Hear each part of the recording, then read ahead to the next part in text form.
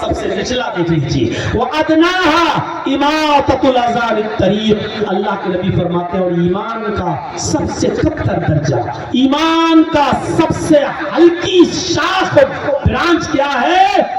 راستے سے تکلیف دہ چیز کو ہٹا دینا، راستے سے تکلیف دہ چیز کو دور کر دینا۔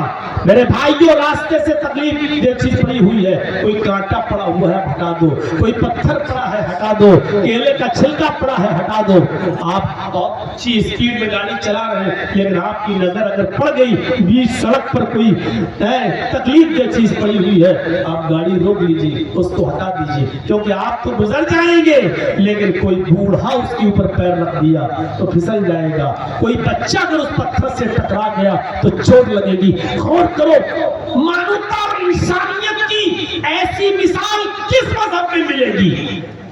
کوئی شک نہیں کہ وہاں سے ہندو گزر رہے ہیں کہ سکھ گزر رہے ہیں کہ عیسائی گزر رہے ہیں یا مسلمان، نہیں، راستے میں تکلیف دہ چیز پڑی ہوئی ہے تو اس کو ہٹا دو، یہ بھی ایمان کا ایک حصہ ہے اور ایمان کا ایک شعبہ ہے، ایمان کی ایک برانچ ہے۔ یاد رکھیے گا، جس طرح راستے سے تکلیف دہ چیز کو ہٹا دینا ثواب ہے، اسی طریقے سے جان بوجھ کر راستے میں تکلیف دہ چیز کو ڈالنا یہ گناہ ہے۔ ہم نے کیلا کھایا، چھلکا پھینک دیا، بیچ سڑک پہ چلا گیا۔ ہم نے کوئی پھل کھایا، اس میں کانٹے لگے ہیں، کانٹے اٹھا کے ہم نے پھینک دیا۔ ہمارے گھروں میں اکثر ایسا ہوتا کہ جھاڑو لگائی، کوڑا اٹھایا اور ڈال دیا اپنے گھر کے دروازے کے باہر، لوگ گزر رہے ہیں اور بیچارے تکلیف محسوس کر رہے ہیں۔ یہ ساری کی ساری چیزیں تکلیف دینے کے معنی میں آتی ہیں۔ تکلیف دینے کے معنی میں تو بہت سی چیزیں آتی ہیں۔ ابھی دیکھیے گا، یہ مہینہ گزر جائے اور اگلا مہینہ جیسے ہی شروع ہوتا ہے، رمضان کا مہینہ شروع ہو جائے گا اور رمضان کا مہینہ جیسے آئے ویسے دیکھیے گا، ہمیں نہیں معلوم آپ کے علاقے کا حال کیا ہے، لیکن ہمارے یو پی میں آئیے، لکھنؤ میں آئیے، اٹاوا میں آئیے، شہروں میں بڑے بڑے رمضان میں رات کا 2 بجے ہی مائک پکڑ لیں گے مسجد کا اور چیخنا اور چلانا شروع کر دیں گے، روزدار بھائیوں اٹھیے، سحری کیجیے، روزے کے لیے تیار ہو جاؤ، ہماری ماں بہنیں اٹھیں، سحری بنائیں، روٹی پکائیں، سحری تیار کریں۔ وہ سمجھتے ہیں کہ بہت بڑا ثواب کا کام ہم کر رہے ہیں، روزے دار لوگوں کو اٹھا رہے ہیں۔ اس نے اتھارٹی دی آپ کو، کس نے پاور دیا؟ اب آپ کہو گے مولانا صاحب، روزے دار لوگوں کو روزہ رکھنے کے لیے اٹھانا کیا گناہ ہے؟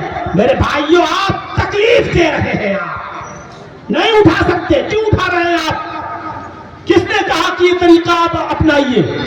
ارے جس کو روزہ رکھنا ہے، آج کل گھڑیاں ہیں، موبائل ہے الارم والا، اس کو معلوم ہے، آج کل آپ تمام سافٹ ویئر آتے ہیں، آپ اس میں لوڈ کر لیں، دیکھ لیں کہ کب سحری کا ٹائم ختم ہو رہا ہے۔ آپ اپنے حساب سے اٹھیے، سحری کیجیے اور آپ جو ہے خود اپنا طریقہ اپنائیے، کسی کے محتاج مت رہیے، کیونکہ آپ کو روزہ رکھنا ہے۔ کچھ ایسے لوگ بھی ہیں شریعت نے جن کو روزے کی رخصت دی ہے، آپ کون ہوتے ہیں ان کی نیند میں ڈسٹرب کرنے کے؟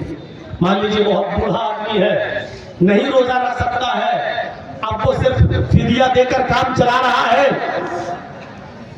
اس کی دوا چل رہی ہے، وہ بیچارہ ڈپران 5 mg 10 mg کی لے کے سو رہا ہے، اس کو ڈاکٹر نے دوا کے ساتھ نیند کی گولی بھی تجویز کی ہے، وہ نیند نہیں آتی ہے اس کو، وہ جب تک نیند کی ٹیبلٹ نہیں لیتا ہے سوتا نہیں ہے۔ اب بیچارہ وہ عشاء کی نماز کے بعد سویا تھا، اس کو 11 بجے نیند آئی تھی کہ 2 ہی بجے آپ نے مائک پکڑ کے اور زوردار آواز میں شور مچانا شروع کر دیا اور اس بوڑھے کی نیند میں ڈسٹرب آپ نے کر دیا۔ اس بوڑھے پر روزے کی رخصت ہے لیکن وہ اٹھ گیا اور اب اس کو نیند نہیں آ رہی ہے، اس کی طبیعت اور زیادہ خراب ہو رہی ہے۔ اب اس کا ذمہ دار کون ہے میرے بھائیوں؟ مجھے بتائیے آپ، اس کے اوپر تو روزہ نہیں تھا، شریعت نے کہا تھا کہ فدیہ دے دے، وہ ایک مسکین کو کھانا کھلاتا، اس کے لیے کافی تھا، اتنا وہ کر لیتا۔ آپ نے اس کی نیند میں ڈسٹرب کر کے اس کو اٹھا کر اس کے مرض میں جو اضافہ کیا، اس تکلیف دینے کا بتائیے گناہ کس کے اوپر پڑے گا؟ بہت سی عورتیں بیچاری لیڈیز ہیں، حاملہ ہیں، پیٹ میں ان کے بچہ ہے، شریعت نے ان کو رخصت دی ہے کہ اس وقت وہ روزہ نہ رکھے، اگر ہو سکتا ہے भूखी और प्यासी रहेंगी तो उनके पेट में पलने वाला बच्चा कहीं रिस्क की कमी की वजह से पेट ही में मर न जाए। शरीयत इजाजत देती है कि जब तक हमल वज़ा न हो जाए तुम रोजा नहीं रखो, चलो रुखसत दी है। अब उस औरत को भी तुमने उसकी नींद में डिस्टर्ब कर दिया है, या जो औरतें अपने बच्चों को दूध पिला रही हैं, शरीयत ने उनको रुखसत दी है कि चलिए वो दूध पिलाती है अपने बच्चों को, अभी तुम्हारे